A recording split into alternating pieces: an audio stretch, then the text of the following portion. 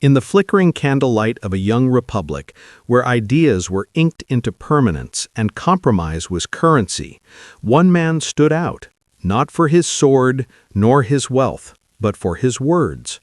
Gouverneur Morris, Born in 1752 to a wealthy New York family, was a paradox wrapped in elegance, aristocratic in bearing, radical in thought, and unflinchingly direct in speech. He walked with a limp and spoke with fire. Morris's early life was shaped by privilege and tragedy. He lost part of his leg in a carriage accident. Some say while fleeing a lover's husband, others claim it was sheer misfortune.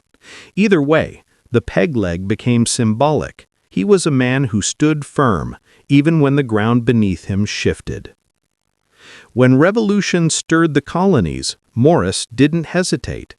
Though his family leaned loyalist, he chose the cause of independence.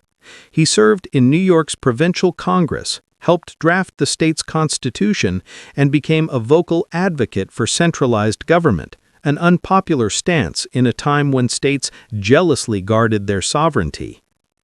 But Morris wasn't just a theorist, he was a doer. At the Continental Congress, he helped finance the war effort and reform the fledgling economy. He spoke with clarity and conviction, often challenging the more cautious voices around him. His speeches were sharp, his wit sharper. He once said, "There never was, nor will ever be, a civilized society without government." To Morris, liberty without structure was chaos. Then came Philadelphia, 1787. The Constitutional Convention was a crucible of compromise, and Morris was its alchemist. Though James Madison is often called the father of the Constitution, it was Morris who gave it its final form. He chaired the Committee of Style and Arrangement, and it was his pen that wrote the preamble, "We, the people of the United States." Those words were not inevitable. They were chosen, deliberately, defiantly, by a man who believed the nation should speak with one voice. Morris's version of the Constitution was elegant, forceful, and clear. He trimmed redundancies, clarified ambiguities, and infused the document with a sense of unity.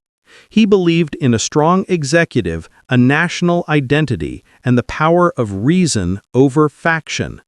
His edits weren't just grammatical, they were philosophical. After the Constitution was signed, Morris didn't fade into the background. He served as minister to France during the Revolution, navigating the chaos of guillotines and shifting alliances with a mix of charm and steel. He opposed the terror, defended the rights of the aristocracy, and warned against the excesses of populism. In Paris, he was both diplomat and diarist, chronicling the unraveling of a society that had lost its balance.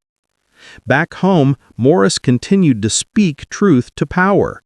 He served briefly in the Senate, opposed the Louisiana Purchase on constitutional grounds, and criticized slavery with a clarity that many of his peers lacked.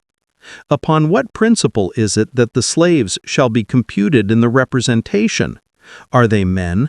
Then make them citizens and let them vote. Are they property? Why then is no other property included?